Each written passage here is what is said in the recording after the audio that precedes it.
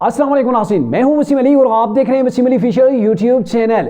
नाज़रीन, इंतखाबी मुहिम क्लोज होने को है, यानी कि रात 12 बजे तक तमाम सियासी जमातों के पास टाइम है कि वो अपने मनपसंद हलकों के अंदर जाके आवाम के साथ इंट्रैक्शन कर पाएँ और रात 12 बजे के बाद इलेक्शन कमीशन की जानब से इनके ऊपर पाबंदी होगी। और एन इसी वक्त एक बड़ी खबर आई है कि इमरान खान के साथ अडियाला जेल के अंदर एक बड़ी शख्सियत की मुलाकात है। अब ये कौन सी बड़ी शख्सियत है जिसने इलेक्शन से एन जो है वो सिर्फ एक या डेढ़ दिन कबल जो है वो मुलाकात की है। अब इस मुलाकात से क्या नतीजा निकलेगा इसके ऊपर बात करेंगे। और दूसरी जनाब आपको ये बताएं कि अभी इलेक्शन नहीं हुए लेकिन नवाज शरीफ को वज़ीर-ए-आज़म डिक्लेयर कर दिया गया है। आज पाकिस्तान की जितनी बड़ी अखबारात हैं आप उनकी शायद सुर्खियां देखें, उसके अंदर नवाज शरीफ को प्राइम मिनिस्टर ऑफ पाकिस्तान जो है वो लिखा गया है, पढ़ा गया है। क्या कुछ तफसीलात इसके ऊपर बात करेंगे। और सबसे अहम सवाल कि मियां नवाज शरीफ गवर्नमेंट कैसे बनाएंगे, यानी कि कौन सा सूबा होगा जिसके अंदर मियां साहब की गवर्नमेंट बनेगी, कौन सा सूबा होगा जिसके अंदर पीपल्स पार्टी आगे है और कौन सा सूबा है जहां पे तहरीक इंसाफ मैदान मार सकती है। और फिर ये सारी जब खिचड़ी होगी तो वैसे उस दौरान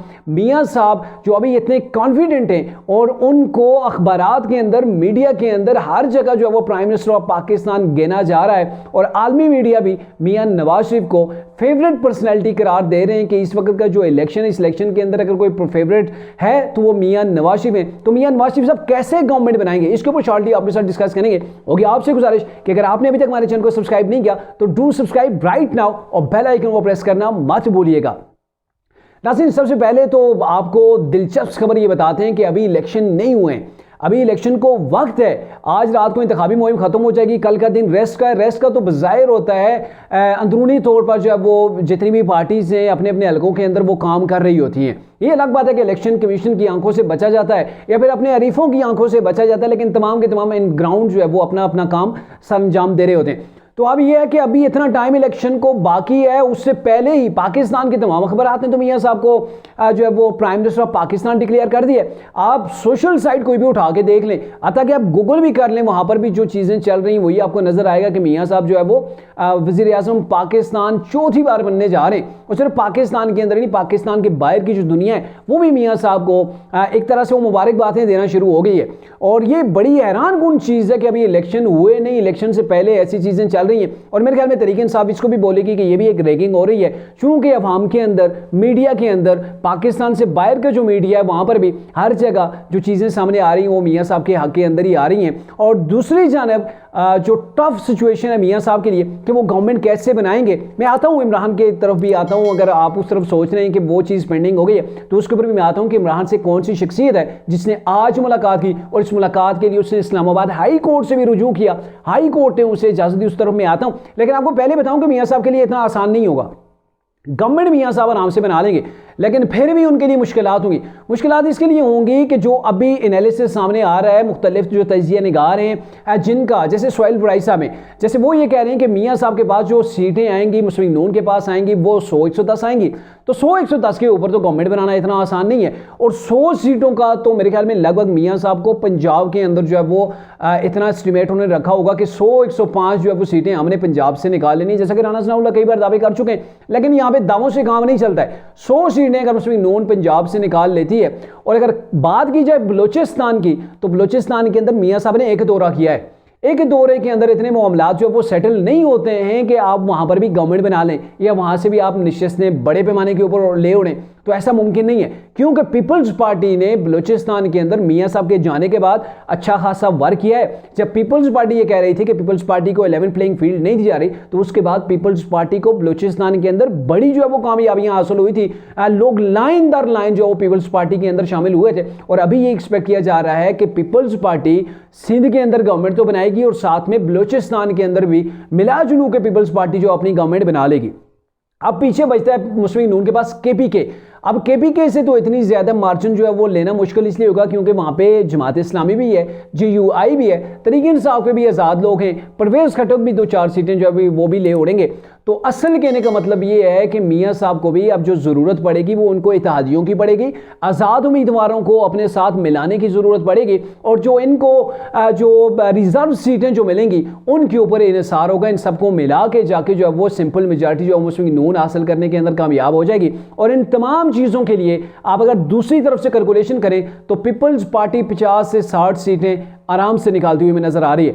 यानी कि ये जो गवर्नमेंट बनने जा रही है ये अकेले गवर्नमेंट नहीं बनेगी। मियां साहब को अगर सादा एक्सरीज चाहिए उसके लिए जो इनके कोलिशन पार्टनर्स हैं उनके साथ रवाबित होंगे, जैसे MQM के साथ भी कर सकते हैं। यहाँ पे जंगीर तरीन ग्रुप है उसके साथ भी वो उनके राब्ते हैं, वो भी सीट एडजस्टमेंट कहीं पर हुई है कहीं पर नहीं हुई, लेकिन जंगीर तरीन ने ऐलान कर दिया मियां नवाज शरीफ साडा कायद है तो वही प्राइम मिनिस्टर ऑफ पाकिस्तान बनेगा तो असी उसकी जी क्यादत भी अगे बढ़ना है। तो ये जो चीज़ें अगर हो गई हैं तो फिर ये होगा कि सिंपल मेजॉरिटी मुस्लिम नून के पास आ जाएगी और वो गवर्नमेंट जो है वो बना लेंगे। लेकिन 2/3 अक्सरियत हासिल करना वो एक ख्वाब बन के रह गया है, क्योंकि मुस्लिम नून ने जो काम किया अभी KPK के अंदर अच्छा वर्क किया है, वहाँ पे इनके जो जलसे वगैरह हुए हैं, जुलूस में वो ज़बरदस्त किस्म के हुए हैं। स्वात के अंदर आप देखें, मानसेरा के अंदर देख लें, एबटाबाद के अंदर आप देख लें, लेकिन असल जो फोकस रहा है वो पंजाब ही रहा है और पंजाब से ही मुस्लिम नून चाहेगी कि वहाँ से एक मार्जिन सीटें लेके आगे बढ़े ताकि दीगर सीटों को लेके आराम से जो मुस्लिम नून गवर्नमेंट बनाने के अंदर कामयाब हो जाए।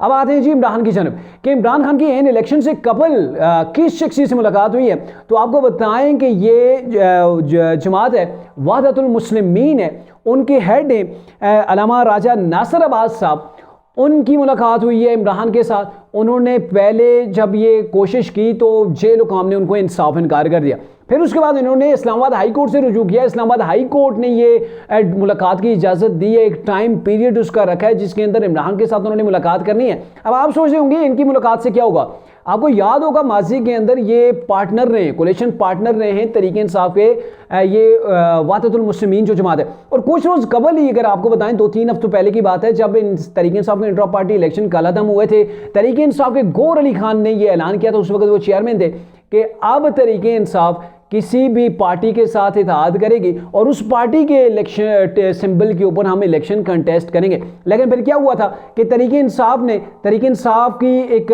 दूसरी जो जमात थी जो उसके साथ जो है वो इन्होंने इलाक़ कर लिया था तरीके इंसाफ नज़रियाती के। तो फिर क्या हुआ था कि तरीके इंसाफ नज़रियाती के जो चेयरमैन थे ना, अब वो जो है वो तड़ बर्दाश्त नहीं कर पाए, उनके अंदर इतनी तड़ नहीं थी, उनको किसी ने पाँव मारा या क्या कुछ हुआ, वो भागते हुए निकले। उन्होंने कहा जी मैंने तो इनको ये साइन ही नहीं किए, मैंने तो नोटिफिकेशन ही जारी नहीं किया है कि ये तरीके इंसाफ के जो लोग हैं ये हमारे टिकट के ऊपर इलेक्शन लड़ेंगे, ऐसा हो नहीं सकता।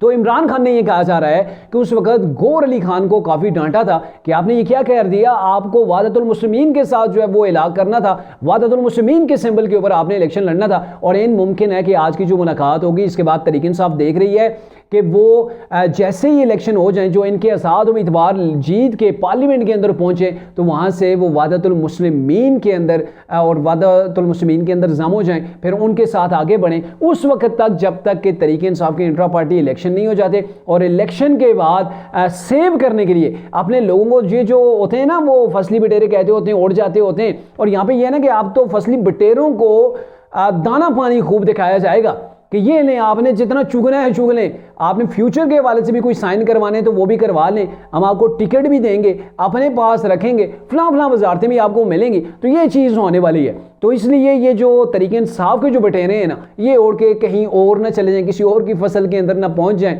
और उनको बचाने के लिए अभी ये एक अहम मुलाकात जारी है। और मेरे ख्याल में जब से इमरान जेल के अंदर गए हैं तो उसके बाद उनकी किसी ऐसी सियासी शख्सियत के साथ ये पहली मुलाकात होने जा रही है।